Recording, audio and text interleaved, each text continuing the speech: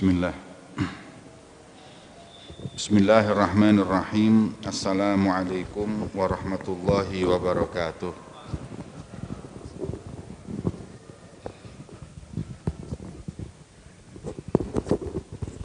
Alhamdulillah. Wassalatu wassalamu ala Rasulillah Muhammad ibn Abdullah wa ala alihi wa sahbihi wa man walah. Amma ba'd.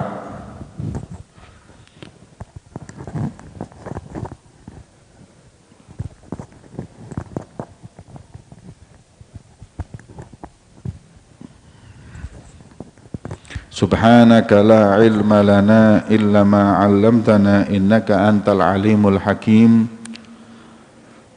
Rabbi shrah li sadri wa yassir li amri wahlul 'uqdatam min lisani yafqahu qawli. Amin ya rabbal alamin. An Ali radhiyallahu ta'ala anhu anna as'abal a'mali arba'u khisal. Al-'afwu 'indal ghadab wal jud fil usrah wal 'iffah fil khalwah wa qaulul haq liman yakhafuhu aw yarjuh. Niki perkataan Sayyidina Ali niki diukir, dipasangi pigora, ditulis dengan tinta emas. Ya. Hikmah, ini hikmah, bukan cuman ilmu.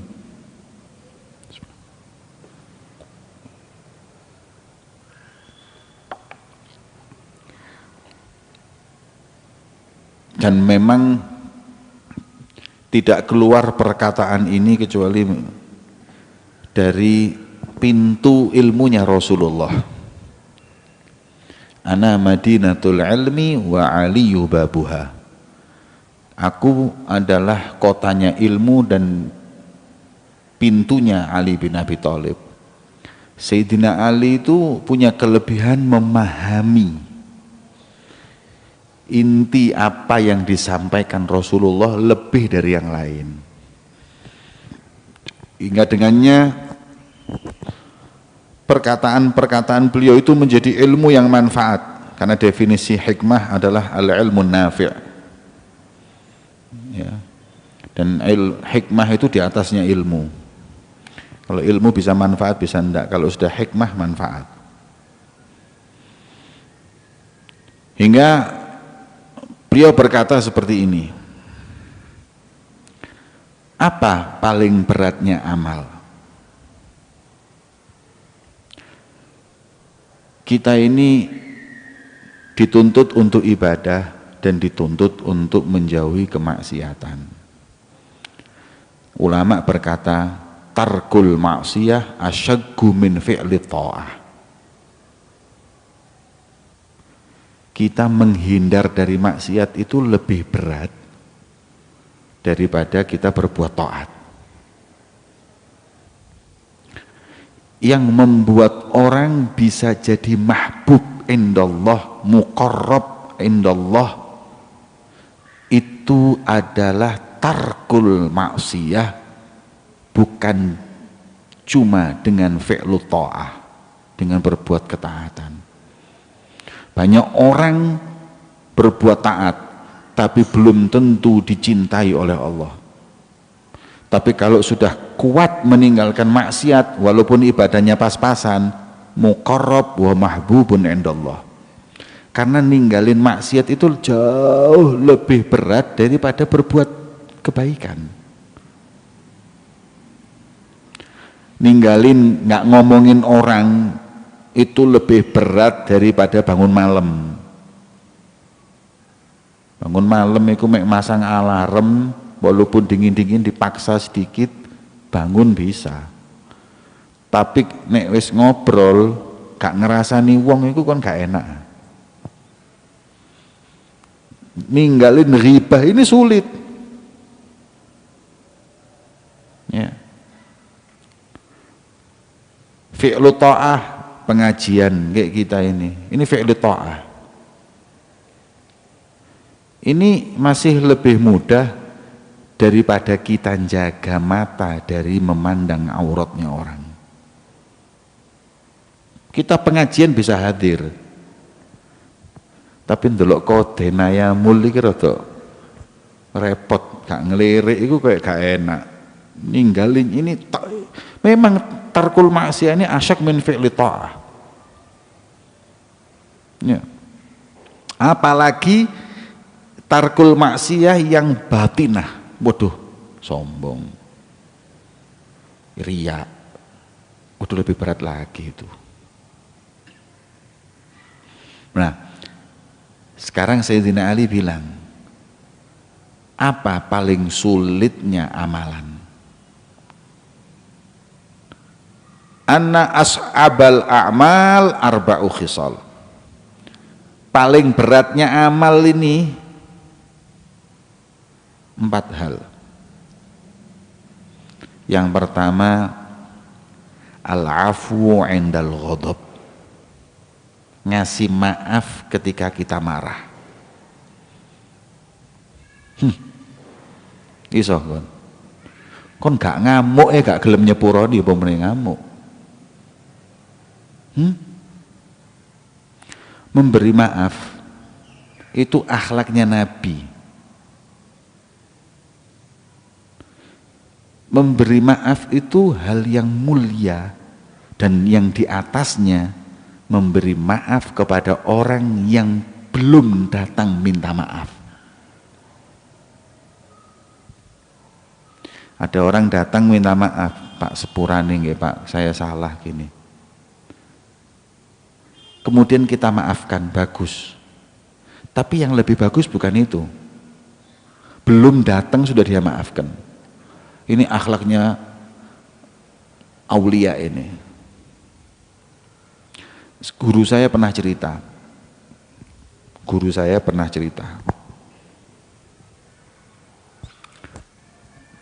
Bahwa guru beliau Habib Muhammad bin Abdullah Al-Haddar itu pas pengajian gini ini tahu-tahu ada jamaah yang berdiri ngamuk-ngamuk. Habib gadungan dulu apa iki? Ngemplang duweke wong. Gak wedi. Serbane tok sing gede. Tapi ngene dipisui wong. Muridnya ngamuk. Setelah marah-marah diem dia. Nggak taunya ini orang emosi salah paham. Ini salah paham.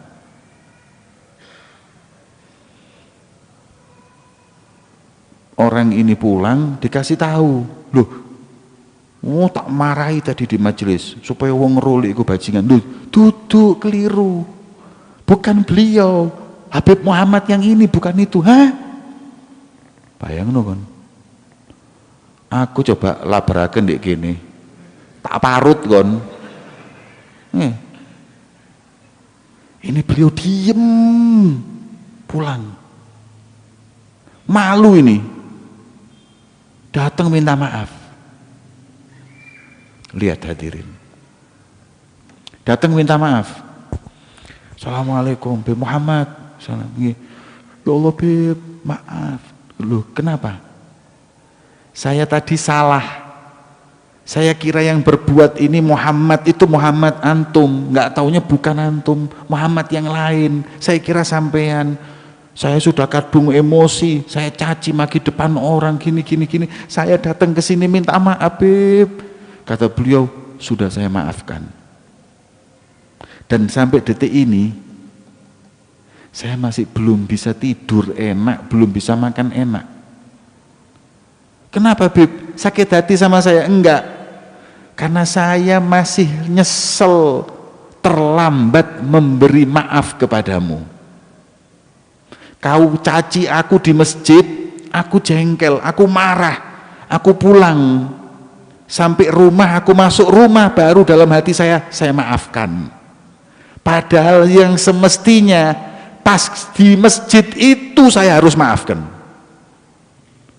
Berapa waktu terlewat olehku tanpa aku memaafkan. Saya jadi beda sama kakek saya Imam Ali Zainal Abidin. Imam Ali Zainal Abidin dicaci maki orang, dicaci maki, beliau diem. Kalau benar saya minta maaf, kalau salah Allah yang maafkanmu dan aku maafkan. Detik itu langsung memberi maaf. Itu Imam Ali Zainal Abidin. Kalau saya belum bisa, nunggu pulang sampai rumah baru maafkan. Dari situ saya sesali, akhlakku jauh dari akhlaknya Imam Ali Zainal Abidin. Sapa sing iso rek pas marah maafin? Itu ashabul a'mal. Dan kaidah niki kaidah dalam segala hal. Hadis Nabi SAW yang mengatakan kepada Aisyah, wahai Aisyah, ajruki ala qadri nasibiki.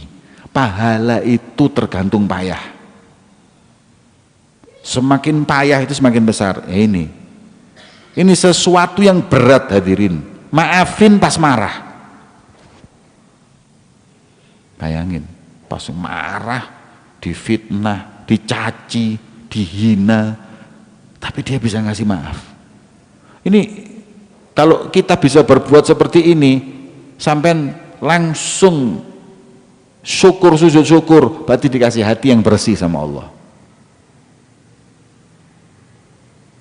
Sebab tabiatul insan itu, manusia itu tabiatnya kalau sudah marah, tabiatnya sibaiyah kata Imam Ghazali, tabiatnya hewan buas, gejolak.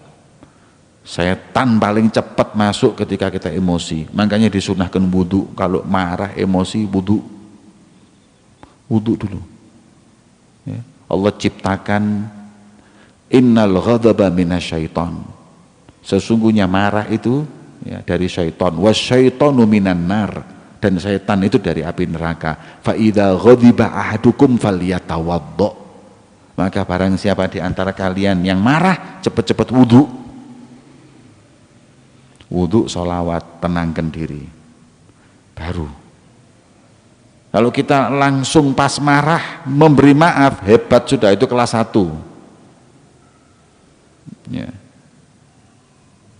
Saya lihat Sayyidina Ali ngomong seperti itu dibuktikan hadirin. Sekarang siapa yang nggak marah ketika berkecamuk peperangan? Orang kalau sudah perang ini kan emosi, bunuh-bunuhan kok nggak emosi. Hanya emosinya para mujahidin, emosi yang karena Allah, ghadab lillah. Nah, Sayyidina Ali itu ketika beliau membanting musuh,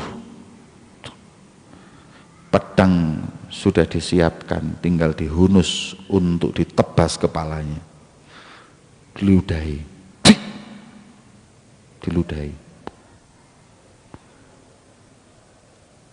Ya apa? Sampean tukaran di alun-alun nih, sampean teke mbok udan didoni kon. Tambah Sayyidina Ali, pedang sudah di tangan, begitu diludahi dilepas. Temannya bingung, Sayyidina Ali kau lepas ketika dia justru kurang ajar meludahimu. Beliau katakan, tadi saya perang karena Allah. Ketika dia ngeludahi saya, hawa nafsuku berkata, Ali bin Abi Thalib didoni, Ali diludahi, mantunya Rasulullah diludahi, keluar hawa nafsu. Saya nggak mau bunuh karena nafsu, saya mau bunuh karena Allah. Julno. Madrasahnya Rasulullah ini, alumninya Kanjeng Nabi, nafsu diinjek-injek. Kalau kita kan diperbudak oleh nafsu kita. Ya. Kita kalau sudah marah, ngomong nggak kontrol. Kita kalau sudah marah, semua sifat hewan keluar. Kata-kata nggak kontrol, semuanya nggak kontrol, marah. Tapi kata Sayyidina Ali, pas marah maafin, itu amalnya para wali. Ya. Ini berat. Mau disebut as'abul amal kok, paling beratnya amalan. Ya, kita memberi maaf kepada orang ketika kita marah, kita kecewa, kita sakit hati, maafin. Makanya ada ulama yang berkata, ketika aku nggak mampu memberi maaf kepada orang yang punya salah kepadaku, di situ aku berpikir bahwa aku punya masalah yang lebih besar dari itu, yaitu hatiku yang kotor, yang sulit memberi maaf kepada orang yang berbuat salah. Ya. Makanya kan kata guru saya Habib Umar dalam hadis ini,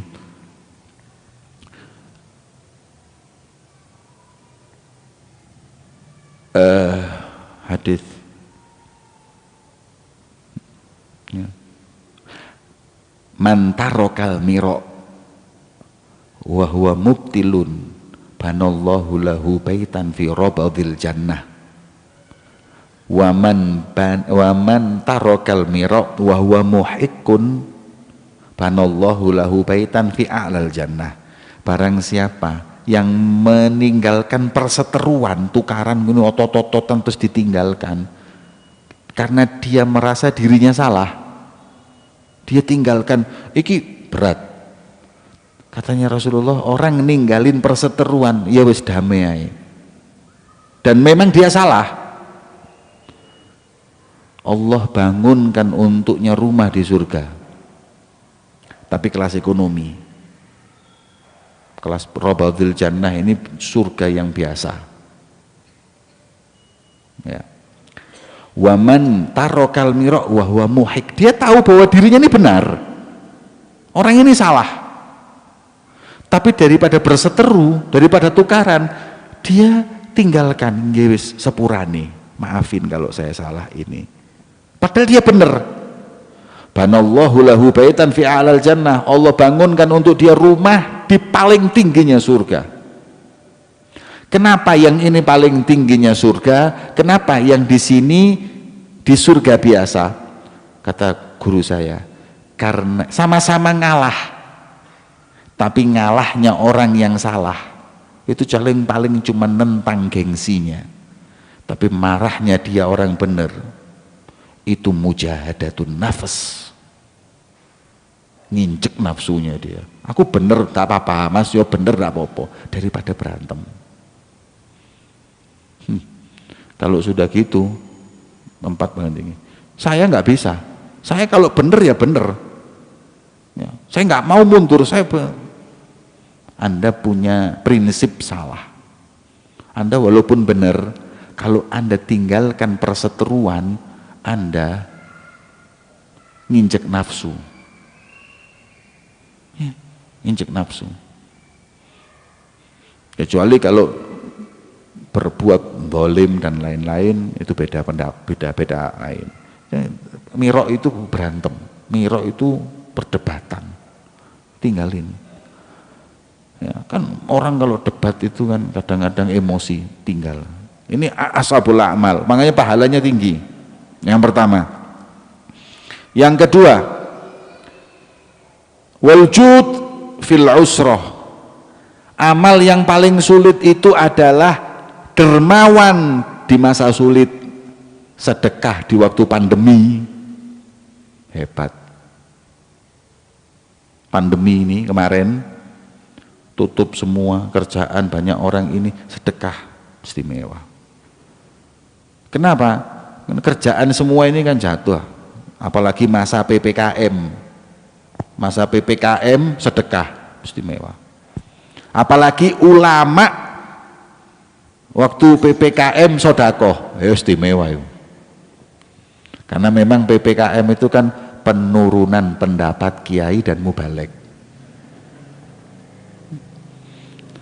Kiai ku biasanya paling gak seneng bulan Safar, nggak ada undangan kecuali tahlilan. Ini kemarin setahun Safar tok hari. Wah, ana undangan belas sampai anur-anure lho, Bre. Wis berat terus bisa sedekah. Masya Allah. Ini as'abul a'mal, paling sulitnya amal.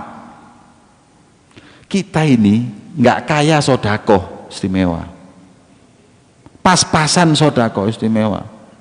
Sampean ini hadirin, punya uang di bank rekening berapa? 10 juta. Sampean sedekah 100.000. Berarti berapa persen? 1%. Anda sedekah 100.000 masuk di masjid, padahal sampean ini punya kekayaan cuman di bank 10 juta. Berarti Anda keluarkan 1%. Ada orang ngeluarin uangnya ke masjid 10 juta. Tapi uangnya di bank 20 miliar. Loma nanti 10 juta sama 100.000. Berapa persen ini? 10 juta dari uangnya dia 20 miliar. 0, jadi yang ngeluarin uang 10 juta masukkan ke kotak amal 10 juta itu belum tentu dermawan kalau dibanding aset yang dia miliki. Ada orang punya uang hadirin 1 juta tapi dia bisa sedekah 10.000, 20.000, itu dermawan hadirin. Makanya paling beratnya amalan sedekah membantu orang dalam keadaan dia ini pas-pasan. Waduh, hebat itu. Hebat. Itu orang yang kalau berani kayak gitu paling dimusuhi setan. Karena dia punya sifat jud, karom. Oh, setan paling nggak suka orang kalau punya sifat gitu itu. Nih, bagi dan dia pas-pasan. Kalau dia kaya bagi ya biasa, ya bagus. Sing elek iku wis hoge medhit. Mugi-mugi gak dawa umur. Ini orang kaya loman baik, orang miskin loman istimewa ini. Kok bisa? Dan saya ketemu orang-orang kayak gitu tuh ketemu hadirin. Ya.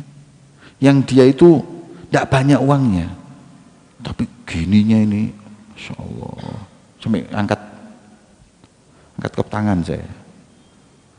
Ya. Hebat.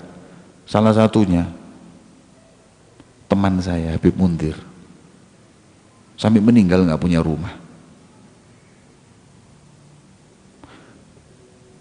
Mobil Mercy dikasih orang punya.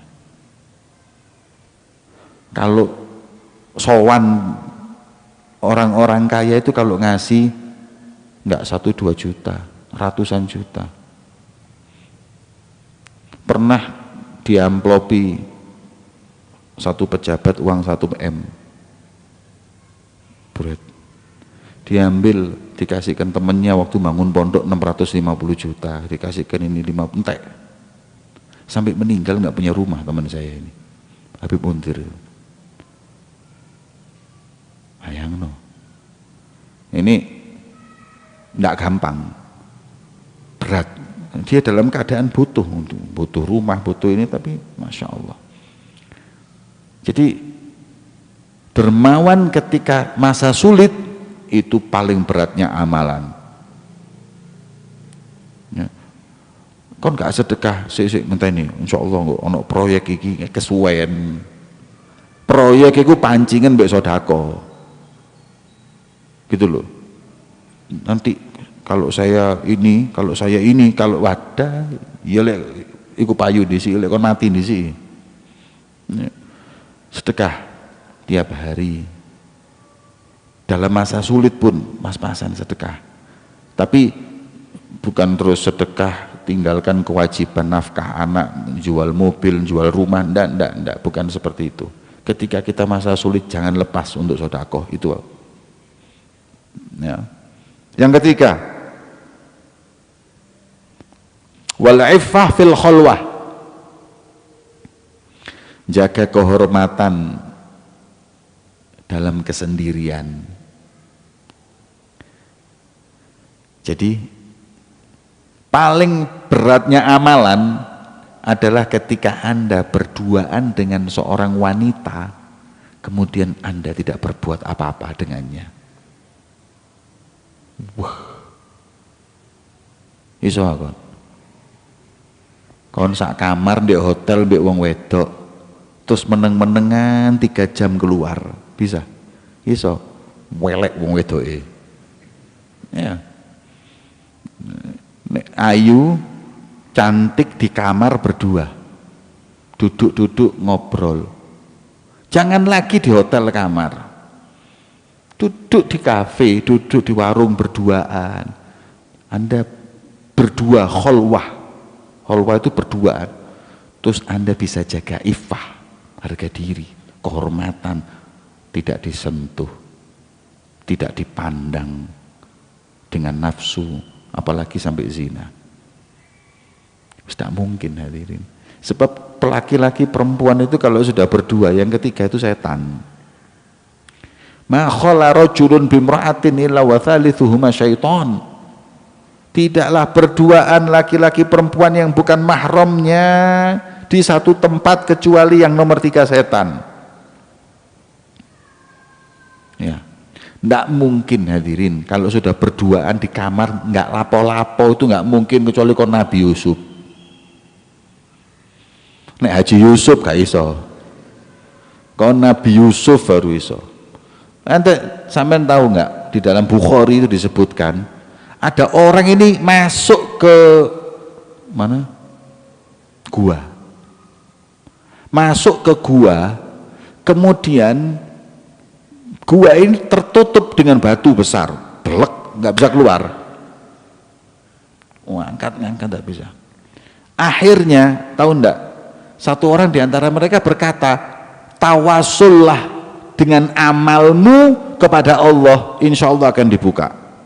Tapi harus amalan yang paling besar.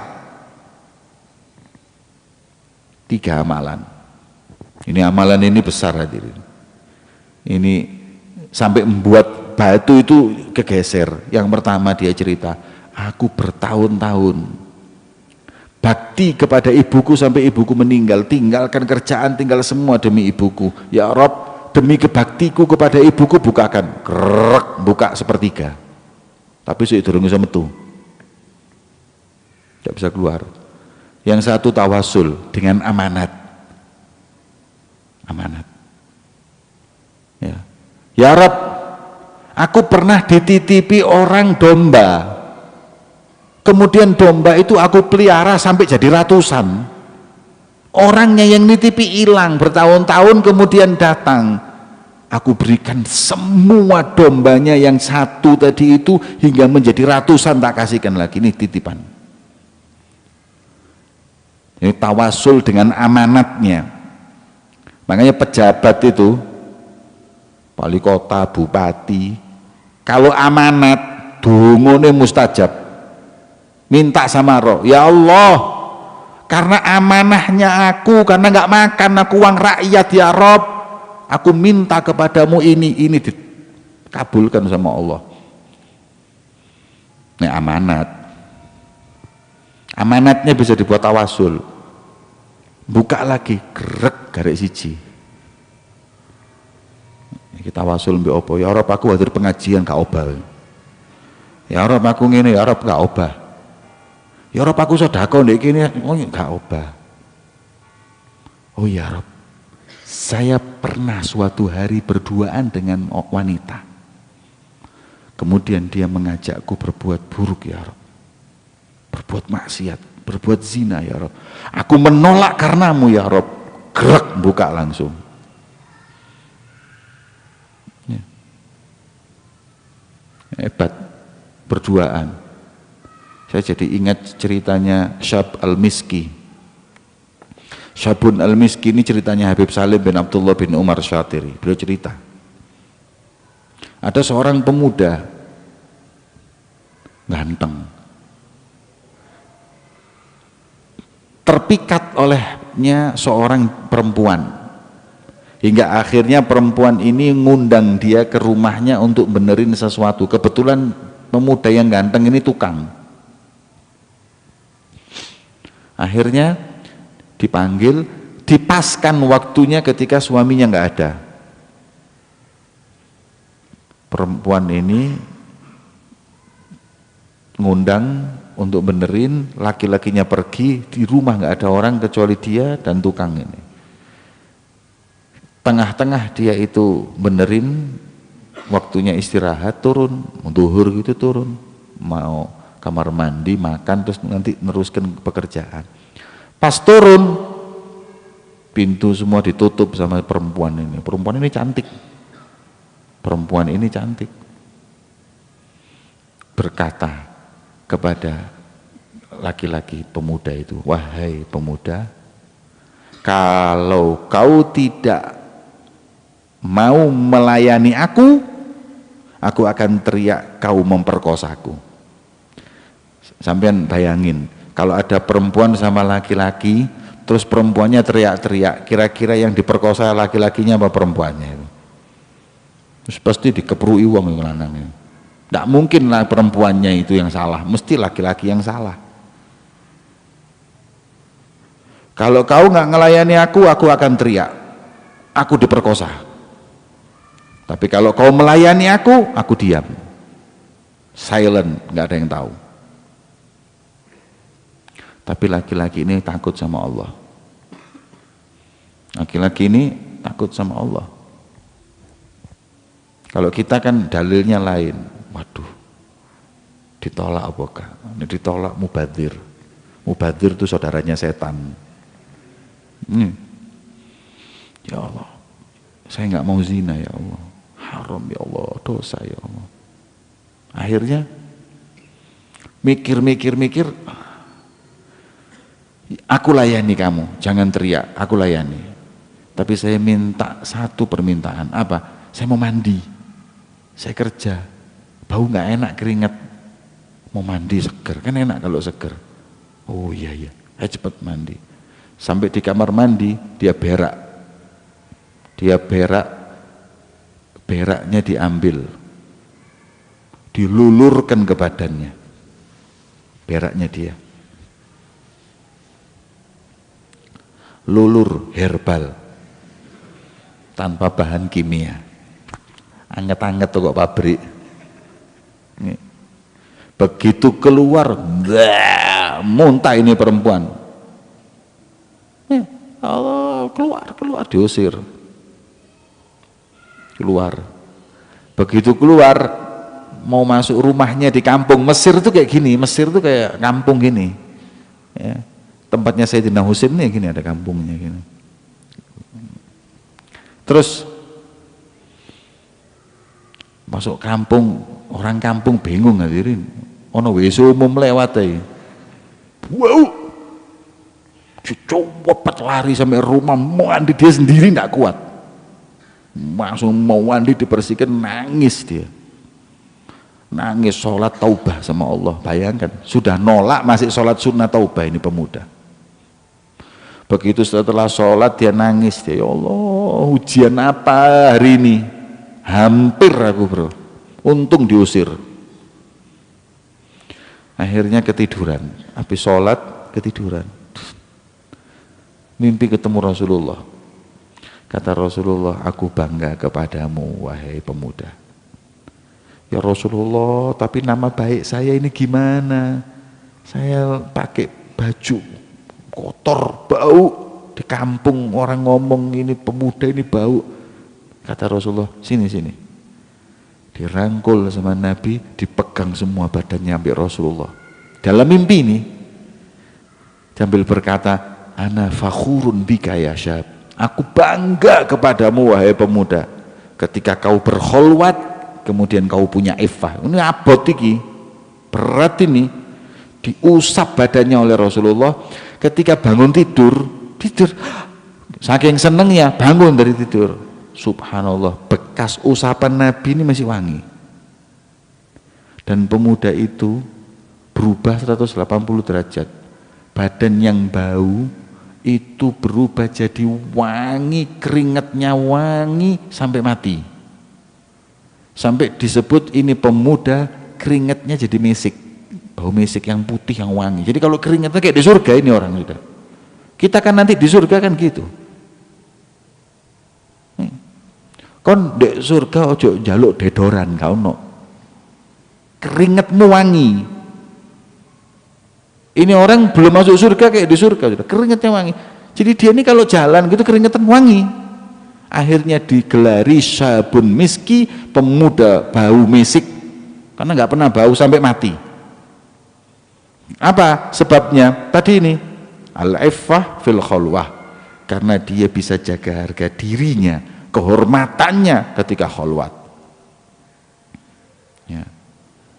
Rajulun, kalau di 7 golongan orang yang mendapat naungan, ya tidak ada sab'atun fi dzillillah au fi dzilli arsyillah yauma la dzilla illa dzilluh, 7 dapat naungan Allah di hari tanpa naungan, diantaranya adalah rajulun da'athu imra'ah, perempuan, laki-laki yang diajak perempuan, yang perempuannya ini zaman sobin wa jamalin, punya jabatan, punya kekayaan, punya harta dan cantik, tapi punya menolak ini akhafullah, ini as'abul a'mal. Makanya jauhi itu berduaan dengan perempuan, itu jauhi. Mau apapun tidak diperkenankan berduaan laki perempuan, itu tidak boleh, haram hukumnya. Kholwat sudah muqaddimah zina, di luar tidak boleh. Anda mau bisnis mau apa, kalau sudah lawan atau kliennya itu perempuan 1 sampai 1 gak usah, harus bawa temen, situ bawa temen. Fitnah itu permulaan menuju kemaksiatan. Jadi hati-hati, pasti jadi masalah. Naik mobil berdua laki perempuan haram, laki perempuan jajaran, ya seperti itu. Kalau naik bis bareng nggak masalah. Kemudian terakhir, wa qaulul haq liman yakhafuhu aw yarjuh, berkata yang hak kepada orang yang dia takuti atau yang dia harapkan kebaikannya. Ini repot, podo-podo repot loro. Anda berkata yang hak kepada seorang yang Anda takuti karena kekuatannya, karena ini sulit. Siapa yang Anda takuti ini? Biasanya pemimpin yang zalim. Kita ngomong yang hak ini tidak gampang, ya. Kemudian yang kedua, orang yang kita berharap dengan dia, mau bantu, mau apa, ngomong terus terang nggak berani. Jadi kalau umpama saya kasih contoh kepada penguasa, kita ini mau ngomong yang hak kepada penguasa, yang kalau penguasa itu tadi kita sampaikan dia mendolimi kita, atau kalau kita sampaikan dia putus kebaikannya kepada kita. Aku lek nyampe noiki proposalku gak mudun nih, aku lek nyampe noiki gak diamplopi mana aku ini yarju minhu ini paling sulit, gak gampang, ya, menyampaikan yang hak kepada orang yang dia takuti. Tak kayak contoh mana, pos kamling di kampung sampean dipakai preman-preman mabuk, preman hadirin nggawa nit apa celurit, nggawa lading, preman. Terus Anda berani mengatakan, Mas, nek mabuk jangan di pos kampling ini, wani apa? Pengen bojomu rondo. Tapi Anda sampaikan, tapi yang baik. Ini sulit karena ini preman-preman menakutkan. Atau tadi itu berkata sesuatu tetangga ini baik, tetangga ini Masya Allah tiap hari ngasih makanan, kalau ini baik, nggak taunya berbuat salah. Anaknya celana pendekan, mungkin perempuan perawan, mau nasehatin nggak enak, bajunya nggak sopan, ini nggak enak wis. Aku lek ngono gak dianteri mana ini, gak dikirimi mana ini, situ paling sulit. Ini amalan paling berat. Kalau Anda lakukan hebat. Ya. Gimana Anda kalau pengen bicara kepada penguasa yang hak? Sampaikan kebenaran. Sampaikan kebenaran. Yang hak ya batil. Selama Anda sampaikannya dengan cara yang benar, dengan lemah lembut, insya Allah akan berubah. Ya, sampaikan, nggak apa-apa. Nah kalau nyampaikan ngamuk-ngamuk yo, mas yo bener sudah salah. Ya. Sampaikan dengan yang baik dan hikmah, haram. Ya. Orang nggak tahu hadirin. Pokoknya kita ini nyampein. Ya. Saya pernah punya pengalaman di masjid ini. Di masjid ini ya, ada bupati khutbah di sini, hadir Jumatan di sini. Waktu itu sama apa namanya, dibawa sama wali kota Batu. Lungguh di gini, bupati ini bupati di daerah Jawa Barat sana, Jawa Barat atau Jawa Tengah. Saya dikenalkan. Waktu itu lagi Batu rame-ramenya masalah miras. Ulama ini minta agar miras di Batu ini ditekan.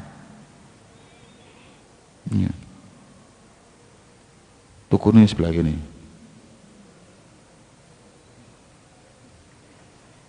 Nah. Itu saya kepingin ngomong depan wali kota, membawakan hadis tentang ini. Tak sampaikan.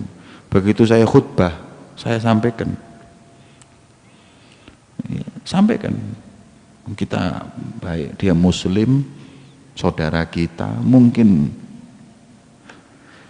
terbelenggu hawa nafsu atau bagaimana, masih sulit untuk memberhentikan atau menutup tempat miras. Saya sampaikan. Setelah saya sampaikan, saya masuk ke sini. Kalau tidak salah masjid ini belum dibangun. Ya. Saya masuk ke sini. Sama bupatinya saya dipegang. Saya ngomong, demi Allah, kata bupatinya, mulai saat ini saya larang di kota saya minuman keras. Aku nyindir sing kono malah sing kene sing kene. Ini. Subhanallah, saya dipanggil. Habib, saya mulai detik ini akan pulang dari sini, saya buat pernyataan, saya akan larang jual minuman keras. Alhamdulillah, sampai tak apa-apa. Kita juga nggak makan dari mereka, tapi nyampaikannya yang baik. Ya, jangan dicaci maki atau diapakan. Nah, manusia kadang salah. Ya, maka daripada itu sampaikan. Berat hadirin. Nyampein ini berat, gara-gara itu nanti dimasalahin, mau ini repot, tapi tidak apa-apa selama kita itu menyampaikan yang hak, wis disampaikan tok. Yang jadi masalah itu kadang-kadang kita ini nyampaikan yang hak ono plus-plus sih. Ya. Ulama pejabat kan ada hadisnya, Allah haramkan khamr, Allah haramkan juga yang jual khamr, Allah haramkan yang buat khamr, Allah haramkan yang menuangkan khamr, Allah haramkan yang ngambil keuntungan untuk khamr, Allah haramkan, Allah laknat orang-orang yang bahkan membiarkan khamr. Pejabat yang mengambil keuntungan atau memberi izin dilaknat. Ya, cukup segitu. Maka jangan sampai kita dilaknat oleh Allah. Selesai. Iki sing kadang-kadang iki tambahan iki sing garai mangkel. Pejabat nek sampai nerimo duit khomer mlebu neraka. Sak sandal-sandale pejabat jangkrik iku. Nah iki sing garai ruwet iki kene iki. Sabnya ini cukup sampai kena padanya. Ya, jangan pakai nafsu. Insya Allah tuh mau tidak terima, insya Allah yang penting nyampe. Wallahu a'lam bishawab. Lebih sulit lagi menyampaikan yang hak kepada orang yang dia berharap darinya. Paling repot. Ono haji di Batu, aduh, bantu pondok istiqomah, belikan saya mobil istiqomah, ben tahun motorku anyar dikei, terus berbuat salah, ate negor aku. Mikir aku rek, ya apa rek, ditegur motor kamu gak mana ini, berat, dan itu pasti. Mak, jangan begitu haram, wah ya wis, hilang wis. Nah ini makanya katanya Sayyidina Ali, as'abul a'mal, paling beratnya amalan ini sudah. Wallahu a'lam bishawab. Sirril Fatihah.